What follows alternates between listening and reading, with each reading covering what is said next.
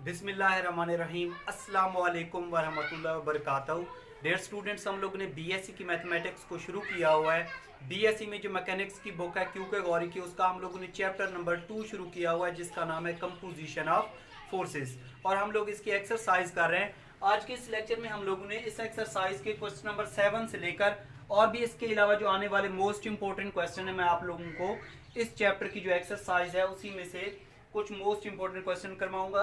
अभी हम लोग कर रहे हैं इसका क्वेश्चन नंबर 7। सबसे पहले हम लोग इसकी स्टेटमेंट को समझते हैं, उसके बाद हम लोग डायग्राम बना के इसको क्या कर लेंगे, प्रूव कर लेंगे। ठीक है।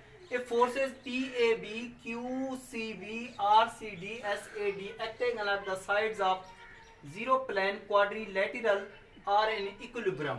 वो कहता है हमारे पास एक क्वाड्रिलेटरल है, ठीक है, उस पे जो हमारे पास फोर्सेस एक्ट कर रही हैं वो 4 किस्म की हैं। ये वाली PAB, QCB, RCD, SAD, ठीक है। तो वो कहता है हमारे पास जो सिस्टम है वो अगर इक्विलिब्रियम में हो तो शो दैट PR बराबर होता है किसके, QS के। ये हम लोगों ने क्या करना है, प्रूव करना है। तो सबसे पहले हम लोग इसकी डायग्राम बनाते हैं, उसके बाद हम लोग इसके प्रूफ को देखते हैं। ये देखें, ये हमारे पास क्या है, एक क्वाड्रिलेटरल, ठीक है। इसके डायगोनल को इसको इसके साथ मिला देते हैं, ठीक है। इसको यहाँ तक मिला दें आप लोग और इसको आप लोग यहाँ तक मिला दें। ये हमारे पास है A, B, C और ये D। यहाँ पे आप लोग चाहे नाम दे दें E और ये F का नाम दे दें, ठीक है। ये हमारे पास E पॉइंट है और ये क्या है, हमारे पास F पॉइंट है। अब देखें, सबसे पहले हमारे पास फोर्सेस क्या है, PAB। ये हमारे पास AB है तो यहाँ पे हम लोग फोर्स लगा देंगे PAB। तो इसकी डायरेक्शन कुछ इस तरीके से होगी, ठीक है। ये हमारे पास पहली फोर्स हो गई। QCB, ये हमारे पास CB है, ठीक है। C से B की जानिब इसकी डायरेक्शन होगी और यहाँ पे फोर्स क्या है, QCB, ठीक है। उसके बाद हमारे पास क्या है, RCD। ये हमारे पास CD है, ठीक है। यहाँ पे फोर्स क्या अप्लाई हो रही है, RCD, ठीक है। ये हमारे पास RCD फोर्स हो गई। SAD, A से D की जानिब इसकी डायरेक्शन होगी, ठीक है। और ये क्या है हमारे पास, SAD, ये हमारे पास चौथी फोर्स हो जाएगी। अब हम लोगों ने क्या करना है, ये हमारे पास एक ट्राइंगल ये वाली बन रही है ADB। उसके बाद हमारे पास एक ट्राइंगल बन रही है BDC। इसका रिजल्टेंट, इस ट्राइंगल का रिजल्टेंट ये वाला हो जाएगा, इस ट्राइंगल का रिजल्टेंट ये वाला हो जाएगा, ठीक है। तो इस पे हम लोग अप्लाई कर देंगे लैम्डा म्यू थ्योरम। सबसे पहले हम लोग इस ट्राइंगल पे अप्लाई करेंगे, उसके बाद इस ट्राइंगल पे अगेन हम लोग लैम्डा म्यू थ्योरम अप्लाई कर देंगे, ठीक है। तो ये देखें इसका प्रूफ। इसमें हम लोगों ने प्रूफ क्या करना है कि इसका और इसका जो प्रोडक्ट है PR वो किसके बराबर है, QS के बराबर है। जब सिस्टम हमारे पास इक्विलिब्रियम में होगा तब हम लोगों ने ये वाला रिजल्ट प्रूव करना है कि P और R का प्रोडक्ट इज इक्वल टू होता है Q और S के, ठीक है, इसके बराबर होता है। तो ये हम लोगों ने प्रूव करना है। तो आप लोग ट्राइंगल ले लें इसमें से ADB। ट्राइंगल कौन सी ले लें, ADB। यहाँ पे लिख लें apply lambda mu theorem. Lambda mu theorem क्या होता है कि हमारे पास दो फोर्सेस एक्ट कर रही होती हैं और उसका जो रिजल्ट है, वो रिजल्टेंट है, वो इसके बराबर होता है, रिजल्टेंट के इसके बराबर होता है, ठीक है। दो फोर्सेस का सम रिजल्टेंट के बराबर होता है। तो ये हमारे पास पहली फोर्स क्या है, PAB plus SAD, PAB plus ये वाली SAD इज इक्वल टू हो जाएगा हमारे पास, इसका जो रिजल्टेंट बराबर हो जाएगा वो इक्वल टू हो जाएगा P प्लस S। मतलब ये वाली दो फोर्सेस को ऐड कर लेते हैं और ये क्या है, AE।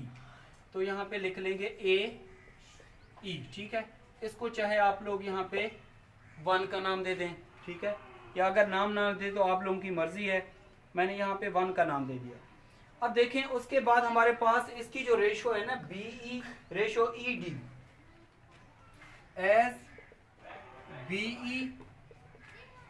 BE रेशो ED, ये इज इक्वल टू है हमारे पास B से E तक हमारे पास जो फोर्स है वो क्या है, P, और दूसरी फोर्स क्या है हमारे पास यहाँ पे S। तो यहाँ पे लिख लेंगे P ओवर S, ठीक है। रेशो का मतलब इसको डिवाइड भी कर सकते हैं, BE ओवर ED ये इज इक्वल टू हो जाएगा P ओवर S। इसको आप लोग चाहे ए का नाम दे दें, मैं यहाँ पे इक्वेशन ए का नाम दे रहा हूँ, ठीक है। अब हमारे पास दूसरी ट्राइंगल कौन सी है, BCD।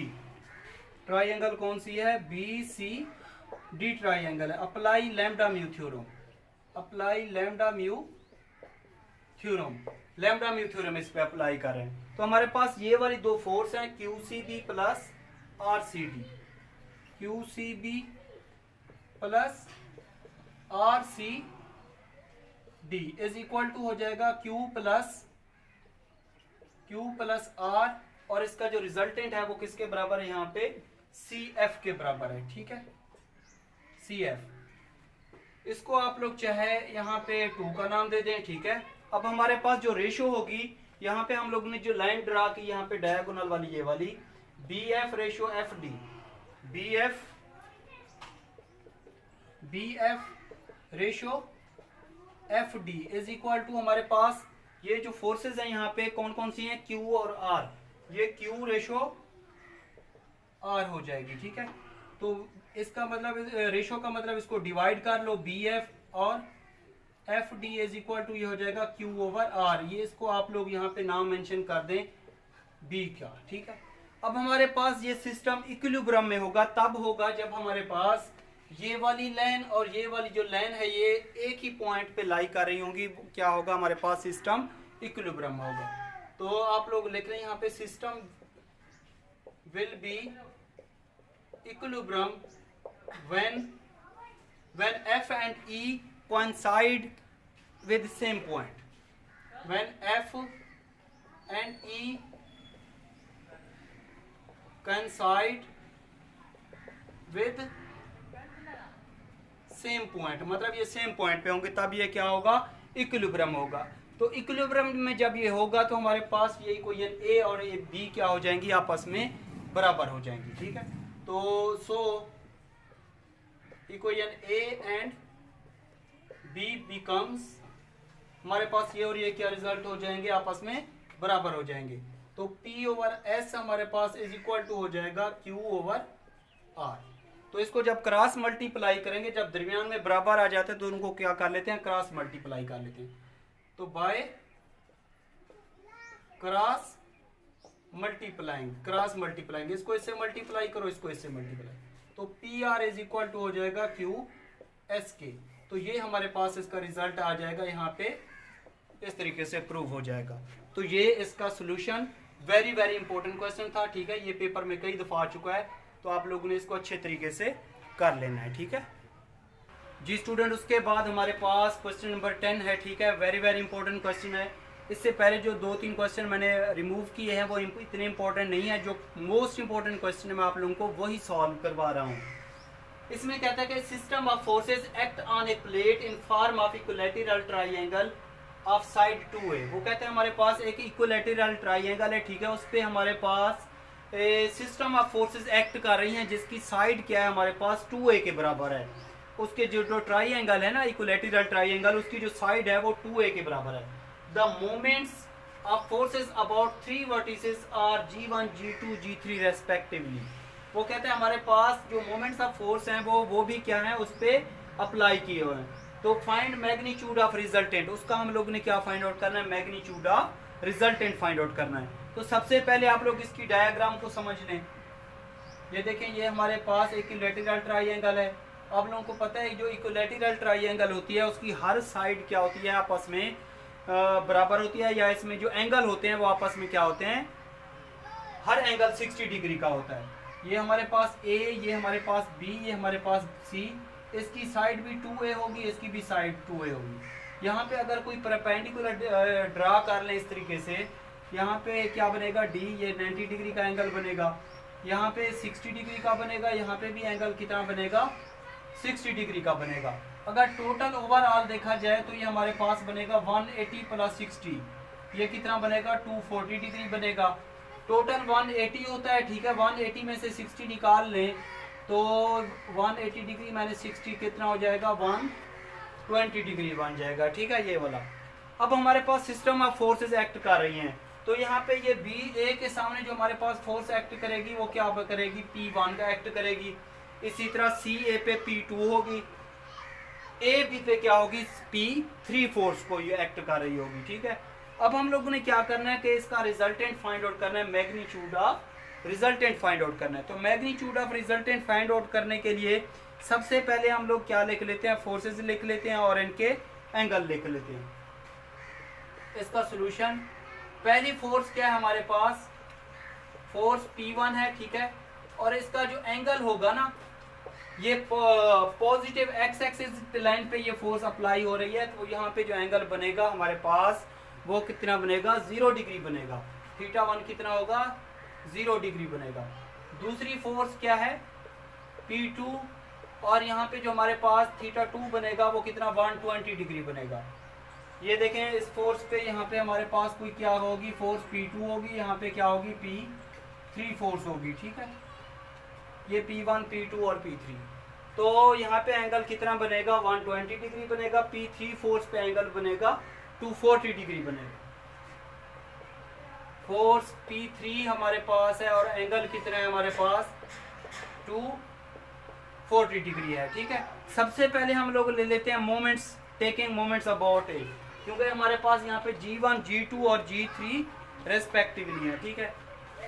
तो G1 क्या है, moments about A, moments about A. आप लोगों को पता है कि मोमेंट्स का फार्मूला क्या होता है, force multiplied by perpendicular distance. तो ये हमारे पास फोर्स है, ठीक है, P1, और इसका जो परपेंडिकुलर डिस्टेंस है वो कितना है यहाँ पे, AD। ये फोर्स, इसका परपेंडिकुलर डिस्टेंस क्या है, AD, ये AD हो गया। अब हम लोग ने वैल्यू किसकी फाइंड आउट करनी है, AD की वैल्यू फाइंड आउट करनी है। तो AD की वैल्यू फाइंड आउट करने के लिए आप लोग ये ट्राइंगल ले लें, ADB ले लें।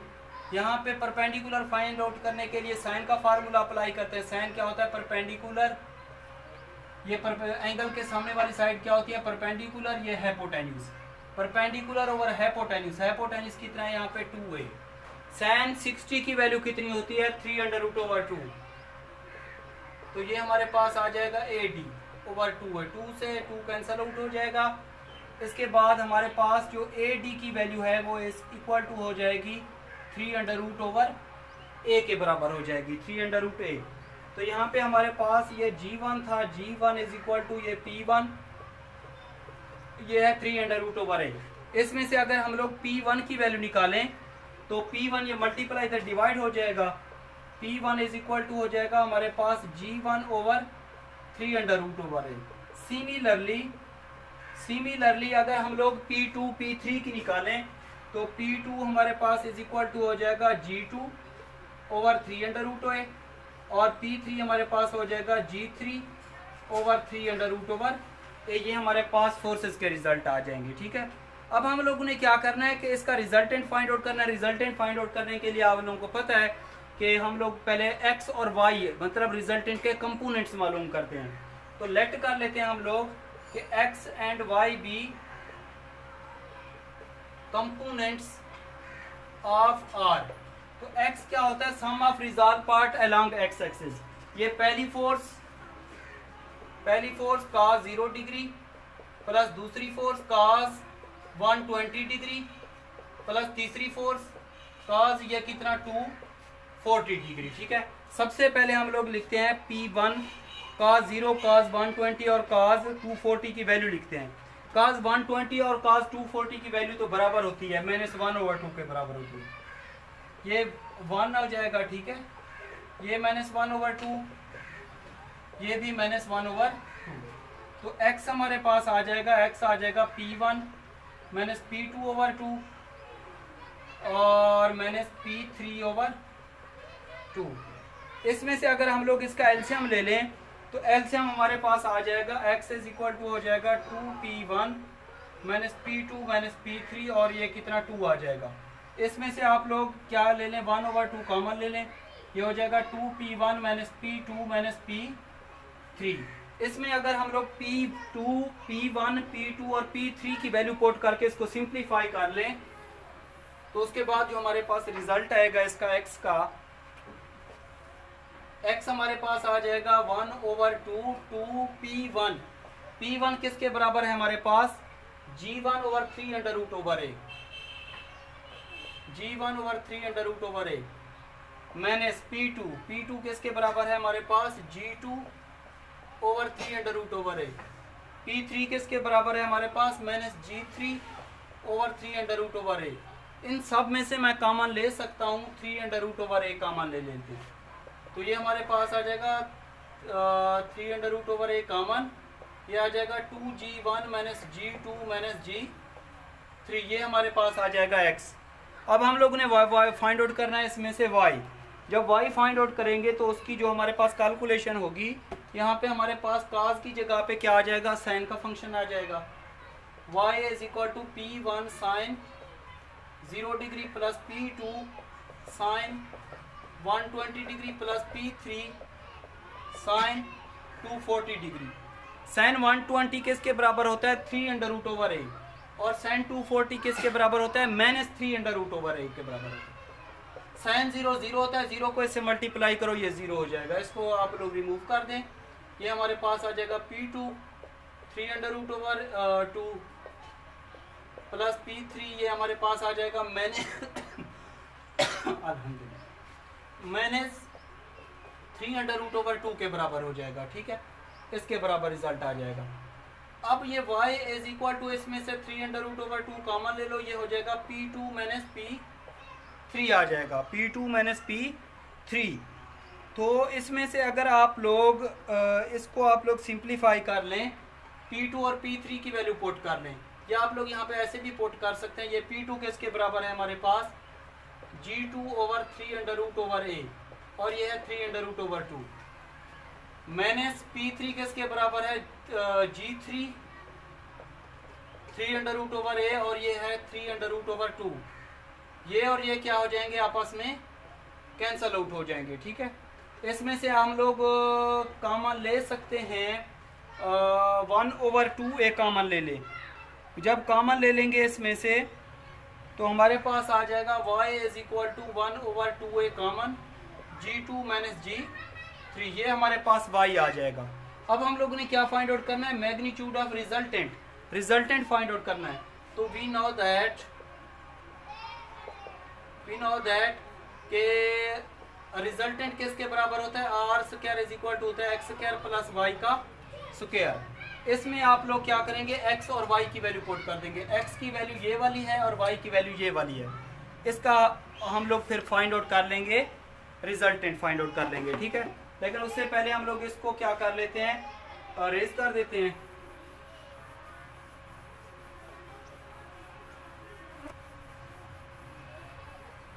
अब देखिए रिजल्टेंट हमारे पास किसके बराबर है, X square plus Y square. तो R square is equal to X किसके बराबर है हमारे पास 1 ओवर 2 3 अंडर रूट ए, और ये हमारे पास है 2G1 minus G2 minus G3, इस सारे होल का square, X square plus Y का स्क्वायर। वाई किसके बराबर है हमारे पास 1 ओवर 2a, ये है G2 माइनस G3, और इस होल का स्क्वायर हो जाएगा। ठीक है, इसका जब स्क्वायर, ये वाला जो स्क्वायर है ये इसका अलग स्क्वायर है, ये इसका अलग स्क्वायर है। यहाँ पे तो हम लोग ये फार्मूला अप्लाई कर देंगे, a माइनस बी माइनस सी इसका होल का स्क्वायर इज इक्वल टू होता है a का स्क्वायर प्लस b का स्क्वायर प्लस c का square minus 2ab plus 2bc minus 2ca। यहाँ पे a माइनस बी का स्क्वायर वाला फार्मूला ओपन कर देंगे। ठीक है, इसका जब स्क्वायर ओपन करेंगे तो ये हमारे पास आ जाएगा 2 का स्क्वायर 4, 3 अंडर रूट का स्क्वायर लेंगे तो ये कैंसिल आउट हो जाएगा, यहाँ पे a का स्क्वायर आ जाएगा, और इस पे फार्मूला ओपन कर देंगे 2G1 minus G2 minus G3 इसका होल का स्क्वायर, प्लस ये हमारे पास आ जाएगा 4a का स्क्वायर G2 माइनस G3 इसका होल का स्क्वायर। ठीक है, इसका अब हम लोग क्या करेंगे, स्क्वायर इसका भी फार्मूला ओपन कर देंगे, इसका भी फार्मूला ओपन कर देंगे। इसको जब इसे मल्टीप्लाई करेंगे तो 1 ओवर 12a का स्क्वायर हो जाएगा। ठीक है, इसका फार्मूला आप इसके मुताबिक ओपन कर लेते हैं, ये क्या हो जाएगा a का स्क्वायर मतलब 4G1 का स्क्वायर प्लस G2 का स्क्वायर प्लस G3 का स्क्वायर माइनस 2ab, ये और ये मल्टीप्लाई हो जाएंगे minus 4G1 G2 plus 2bc, इसको और इसको मल्टीप्लाई कर देंगे प्लस 2bc, तो ये हो जाएगा G2G3 -2CA -2C और ये और मल्टीप्लाई होंगे तो -4 ये हो जाएगा G1G3। ठीक है, इसको हम लोग ने क्या किया, यहाँ तक ओपन कर दिया। अब ये हमारे पास हो जाएगा +1/4 A का स्क्वायर प्लस B का स्क्वायर -2AB G2G3। अब इस सारे का एलसीएम लेंगे तो वो कितना आएगा, 12A का स्क्वायर आ जाएगा। ये देखें, ये हमारे पास इसका एलसीएम कितना हो जाएगा, 12A का स्क्वायर आ जाएगा। ठीक है, तो ये हमारे पास वैसे का वैसा 4G1 का स्क्वायर प्लस G2 का स्क्वायर प्लस G3 का square -4G1G2 plus 2G2G3 -4G1G3। ठीक है, इससे 3 मल्टीप्लाई हो जाएगा क्योंकि 12A स्क्वायर को 4A स्क्वायर पे डिवाइड करेंगे 3 रिजल्ट आएगा।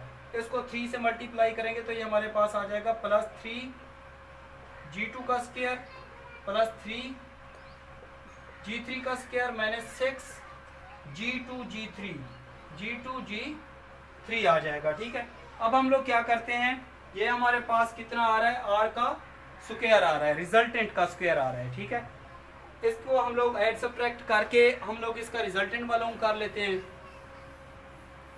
तो सबसे पहले है 4G1 का स्क्वायर, 4G1 का R square is equal to है 4G1 का स्क्वायर G2 का स्क्वायर प्लस 3G2 का स्क्वायर कितना हो जाएगा, 4G2 का स्क्वायर G3 का स्क्वायर प्लस 3G3 का स्क्वायर प्लस 4G3 का स्क्वायर हो जाएगा। ठीक है, बाकी ये बच जाएगा हमारे पास -4G1 G2 और इसके अलावा -4G1 G3 और ये 2G2 G3 -6G2 G3 किसके बराबर हो जाएगा, -4G2 G3 और इसका एलसीएम कितना है, 12A का स्क्वायर है। ठीक है, taking square root on both side लेंगे या इसमें सारे में से 4 कॉमन लेके इसे कैंसिल आउट करेंगे तो हमारे पास R square is equal to हो जाएगा G1 का स्क्वायर प्लस G2 का स्क्वायर प्लस G3 का square -G1 G2 -G1 G3 -G2 G3 और नीचे कितना हो जाएगा हमारे पास 3A का स्क्वायर आ जाएगा। ठीक है, जब हम लोग क्या करेंगे, इसका taking square root on both side लेंगे तो रिजल्टेंट का जो रिजल्ट आएगा वो हमारे पास इक्वल टू हो जाएगा, ये सारी चीज स्क्वायर रूट में आ जाएगी, G1 का स्क्वायर प्लस G2 का स्क्वायर प्लस G3 का square -G1 G2 -G1 G3 -G2 G3 और नीचे हमारे पास आ जाएगा 3A का स्क्वायर। यही हमारा क्या होगा, फाइनली रिजल्ट होगा। ठीक है, ये इसका सोल्यूशन आ जाएगा इस तरीके से। जी स्टूडेंट, उसके बाद हमारे पास क्वेश्चन नंबर 11 है। सबसे पहले इसकी स्टेटमेंट समझ के इसकी डायग्राम बनाते हैं, उसके बाद हम लोग इसके सोल्यूशन को देखेंगे। एक couple of moment G X on a square board A B C D of side A. वो कहते हैं हमारे पास एक स्क्वायर बोर्ड है, ए बी सी डी उसका नाम है। ठीक है, और उसकी हर साइड जो है वो ए के बराबर है। अब लोगों को पता है जो स्क्वायर बोर्ड होता है उसकी हर साइड क्या होती है, आपस में बराबर होती है। तो हम लोग क्या करते हैं, ये स्क्वायर बोर्ड बना लेते हैं। ठीक है, इसका नाम यहाँ पे ए है, ये बी है, ये सी है और ये डी है। ठीक है, इसके डायगोनल को इस तरीके से आपस में मिला देते हैं। ठीक है, ये क्या होगा हमारे पास, 0 क्या होगा, centre of square board, centre of square board होगा। आप लोगों को पता है कि ये हमारे पास जो स्क्वायर होता है उसका जो इंटीरियर एंगल होता है 90 डिग्री होता है। ठीक है, अगर इस तरीके से ये बना लें, इसकी हर साइड ए के बराबर है, हर साइड किसके बराबर है, यहाँ पे ए के बराबर है, तो इसकी हाफ साइड किसके बराबर होगी, a/2, यहाँ से लेकर यहाँ तक। ये भी सी डी था तो यहाँ पे ई का नाम दे दिया, ये भी a/2 के बराबर होगा। ठीक है, तो यहाँ पे जो एंगल बनेगा वो कितना बनेगा, 45 डिग्री। यहाँ पे भी कितना बनेगा, 45 डिग्री बनेगा। अब हमारे पास यहाँ पे एक इसके अंदर जो ट्राइंगल बन रही है ना, ये वाली ओ ए और ई, यहाँ पे इसकी साइड एक a/2 के बराबर है, हाफ। अब हम लोग ने ये क्या फाइंड आउट करना है, यहाँ पे एंगल अगर 45 डिग्री बन रहा है तो यहाँ पे 90 को ही बनेगा। ठीक है, तो यहाँ पे हम लोगों ने क्या करना है, हाइपोटेन्यूज फाइंड आउट करना है। ये हमारे पास बेस है, ये क्या है, परपेंडिकुलर है। तो हाइपोटेन्यूज का स्क्वायर इज इक्वल टू होता है हमारे पास बेस का स्क्वायर प्लस परपेंडिकुलर का स्क्वायर बाय पाइथागोरस थ्योरम। तो ये हमारे पास आ जाएगा एच का square is equal to base किसके बराबर है, a/2 इसका होल का स्क्वायर प्लस a/2 इसका होल का स्क्वायर। तो H square is equal to हो जाएगा a² प्लस a²/2। ये हो जाएगा 2a²/2, 2 से 2 कैंसल आउट हो जाएगा, ठीक है। बल्कि ये कितना हो जाएगा, यहाँ पे 4 आ जाएगा, ठीक है, ये 4, ये से a²/2 आ जाएगा, ठीक है।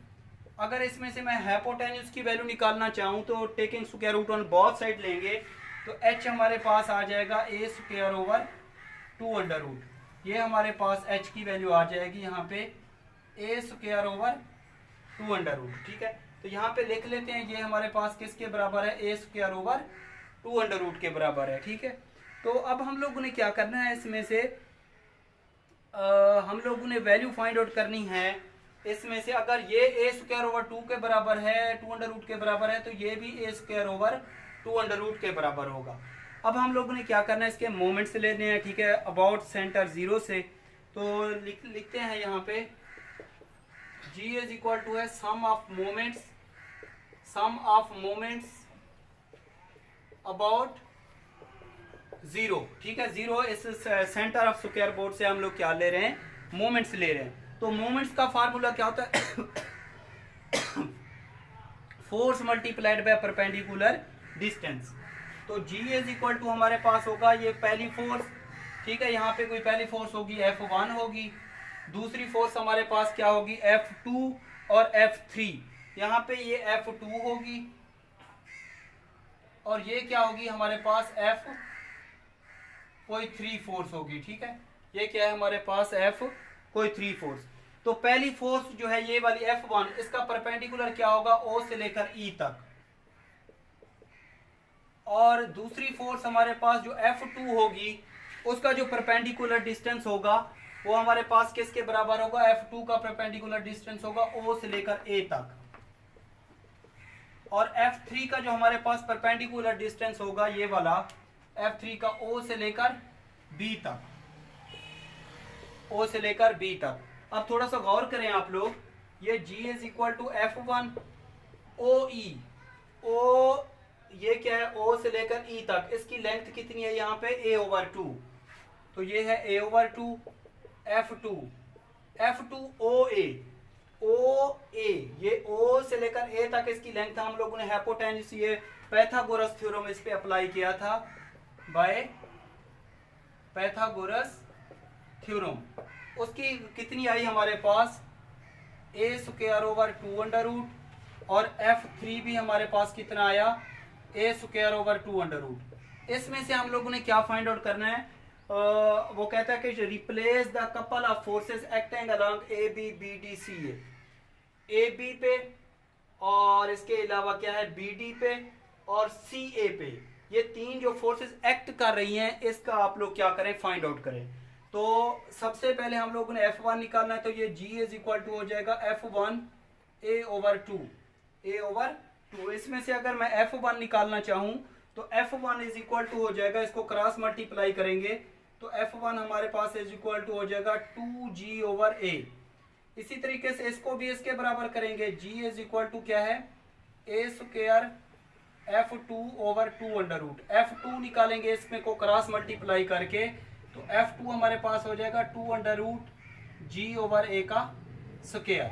इसी तरीके से इसको इसके इक्वल करके आप लोग F3 निकाल लें, तो G इज इक्वल टू हमारे पास है, बल्कि यहाँ पे F3 है, तो ये हमारे पास है a² F3/2। तो इसको क्रॉस मल्टीप्लाई करके अगर F3 निकालेंगे तो F3 हमारे पास आ जाएगा 2√G/A का 2√G/A का स्क्वायर। तो ये इसका इस तरीके से क्या आ जाएगा, सोल्यूशन आ जाएगा। तो ये था क्वेश्चन नंबर 11। आई थिंक ये आप लोगों को मेरी वीडियोस अच्छी लगी होंगी, अगर समझ आई है तो कमेंट्स करके लाजमी बताना। इंशाल्लाह नेक्स्ट लेक्चर में मुलाकात होगी, हम लोग इस एक्सरसाइज के और मोस्ट इंपॉर्टेंट क्वेश्चन को सॉल्व करेंगे। अपना ख्याल रखिएगा, अल्लाह हाफिज़।